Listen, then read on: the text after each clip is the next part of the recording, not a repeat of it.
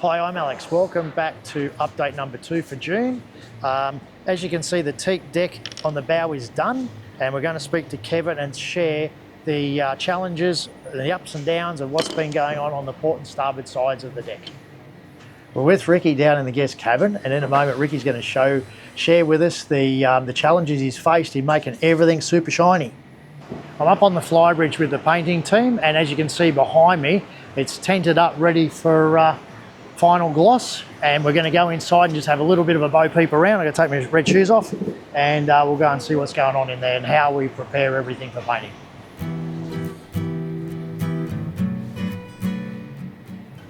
Here I am with Kevin, and we're on the starboard side of the vessel.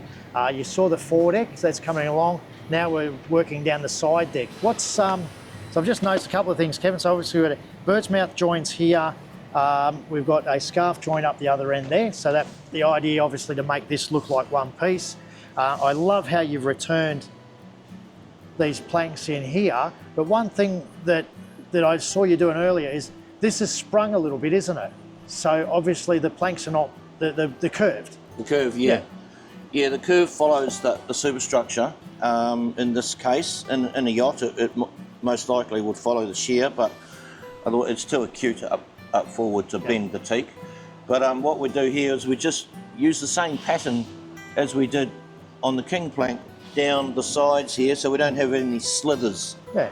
So that's a great idea. It looks fantastic. Yeah, it was taught to me by John Ray boat builders back in New Zealand in the 80s. Right. A shipwright who was very pedantic. Because you did most of your training in the old school sort of methods, didn't you? Yeah, I was fortunate enough to get involved in wooden boat building before it sort of started to disappear. Yeah. I've got to mention, sorry to butt in, that and we wouldn't have had video of this, but we do have photos that may have come up in one of the photo montages. When we did the shaft log repairs or replacement on the vessel, you actually made all the bolts from bronze rod, wasn't it? Yes, from silicon, copper rods generally, or bronze, either of the two. But yeah, we replaced the shaft. I've actually replaced the shaft log on both sides of this boat. Yeah. I did one about 10, 15 years ago on the starboard side when she sprung a leak because it had gone rotten. And then on this time around, I did the port side. Yeah. So that was made out from like one big block of like laminated wood, and we had this line board as well. One piece of jarrah, I believe, from memory. Yeah. So solid. Yeah. So we've got footage of that, so hopefully we can get that out of the archives and put that into this video as well, so people know what you're talking about. But it's just, this boat, I was talking to Ricky earlier, everything's so traditional. This was a boat that was originally built in 1975, and some of the construction methods back in those days were a lot different to today, and we're doing it the same way that it was back in the 1970s in terms of traditional boat building methods, but we're using the latest products and materials. So the paint system's a lot better, the epoxy resins, those type of things, the vinyl, the fiberglass. Though the teak's still the same, would be pretty much the same as what it was back in the 1970s. Yes, back in those days we used a lot of resorcinal glues, which is that red glue. These days, and I was at the time when we changed over to epoxies, that was sort of the mid-70s. So around the 70s, epoxy really came into vogue. But and that was sort of the end of the wooden boat building days commercially. I think this boat was one of the last that HALVORSEN built. It was, yeah. Out of timber. But I was fortunate enough to get onto a few boats where we did this exact type of construction from the keel up. Is there limitations with the epoxy that you're using now to bed all this down? Compared to what you have used in the past? Is it a better way? It's obviously better? This is a better glue. You've got more work time than, say, resorcinal. We used to make a lot of knees and whatnot up with resorcinal, but epoxy is just far superior. Yep. Well, as you can see, there's no screws in this either.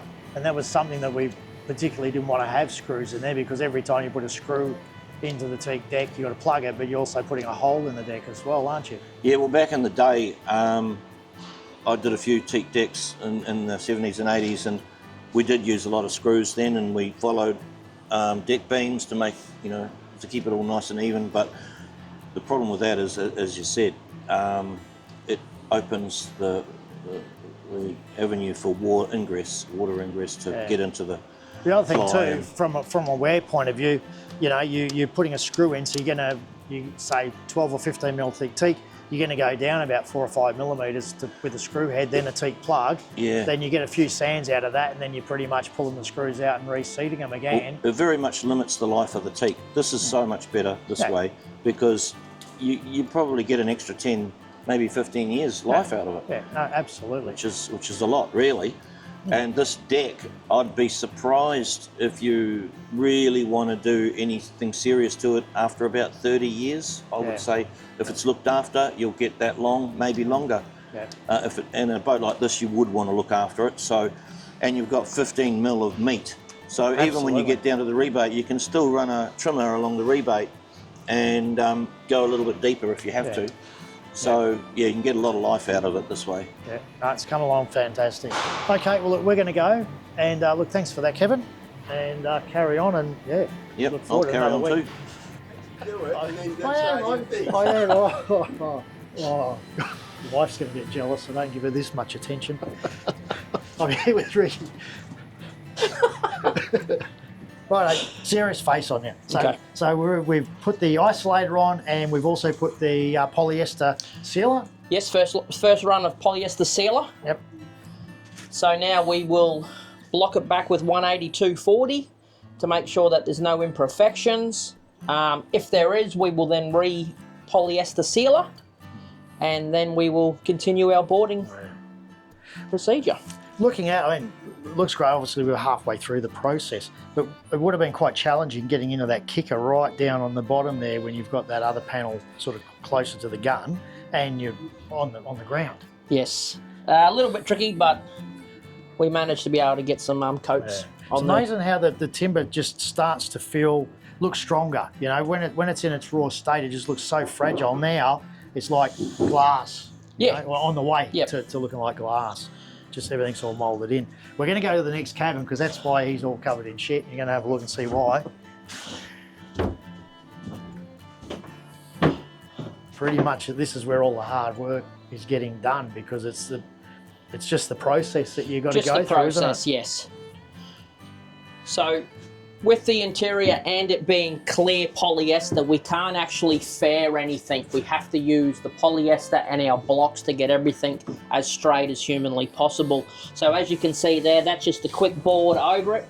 It's picking up anything that's still shiny is a low or an imperfection. So we just continue to board. Because basically what you're saying is if that was a colour, you'd fill it. You'd fill it full of bog. We would screed it with bog first to make sure it was nice and flat. Yeah. And then we would go through the primer procedure, but we don't have clear bog that will actually fill. Yeah, so you've got to use the paint. You've got to use the paint. And just build up the layers, and then you can sort of, when you get close to the end, you do spot fill some of them, and then we you do block spot it back fill. again. Yeah, definitely. Yeah. The product that we're using is an interior furniture polyester. So it's really designed to go on flat panels. So it is challenging to get the build up on your wall panels. It gravitates. It gravitates because once it runs, it just pulls and it pulls your product off the wall. So it does take a few more coats to actually get the build up. And you don't put a lot of heavy coats on because you're just getting too much weight. So I've put 4 coats on this. 4 coats will not be enough on this as a wall. Right. If it was a flat panel, if I put 4 on, we would hit it in one sand and I'd get it all the way through and ready for top coat in one application. This, unfortunately, will normally take me probably 2 lots of painting to get it up to that same stage. Right, okay. Yep, so the process basically is block it all back, then we'll put the polyester on again, build up some more coats. So at the moment I've got 5, we'll put another 5 coats on. That gets blocked back again. Hopefully then you've got enough coats so you can block it back without any lows. And then in which case then we clean it all down, prep it again, then we're into the primer. The polyester finish top primer, coat, which is our finish primer. Yep, and then we're, again, block it back, and then we're into doing our final top coat, our acrylic urethane. Yeah, you won't see this on camera, but when you do rub your hands on it, does have a little bit of, you can still feel a bit of the grain, you know, the texture. So the idea is you're building up so many coats that goes, and you usually get that glass finish like we've seen on the other panels. So yeah, it's just, again, it's just, you know, it's pulling the grain out. It just looks so good. Like, it's like just the depth, yeah. It's hard to, I don't know on the camera whether it comes up, but it's like a hologram. It's just like a real 3D sort of finish, and it's absolutely going to look sensational. I did a couple of earlier photos which you might put in with when we had the deck head in. Yep. Some of these panels were uncovered, so it's going to, yeah, it's going to look pretty wow once we get on top of it and get it But finished. if you come around to this side and have a look at this wall, yeah, that is boarded up to 240. And as you can see just here and there, they are high points. That's where I've actually blocked through back to veneer. Right. So I do have to seal them back up because that is bare timber. Yeah. That's the nature of working with raw, you know, natural materials as opposed to like a Laminex or something. So anyway, look, thank you for that. We're going to jog on and keep going.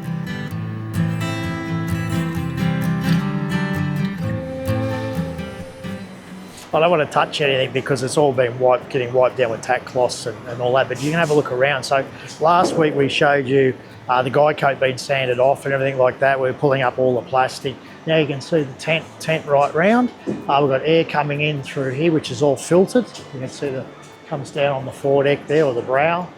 We've got string lines up and scaffold to hold the tent up, and you'll see that you positive pressure it, and you'll see the vents on the other side.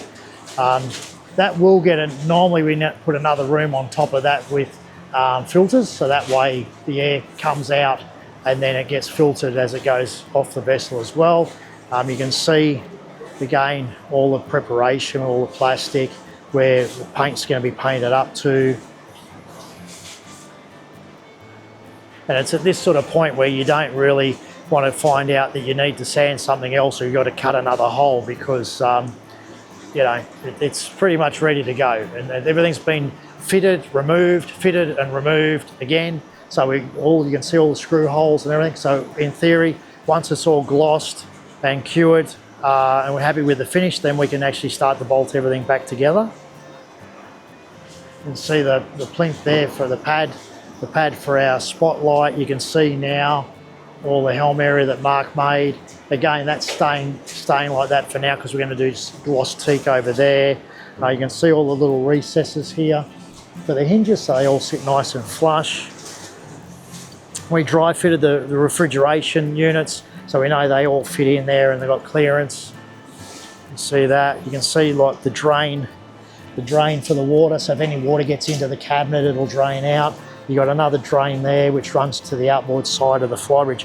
With those drains too, they're actually fiberglass pipe, so we didn't use PVC because I found in the past, over time, the PVC and the fiberglass actually delaminates and cracks, so then you end up with water problems. So again, we went to the extent of getting fiberglass pipe made to do that. Where you've got the hard edges, again, that's where we've got cap, and this has Corrigan on there. This one here is a bit of a hard edge as well because there'll be teak going onto there. And then the areas where we don't have any of that, then we've got radius edges like you see here. So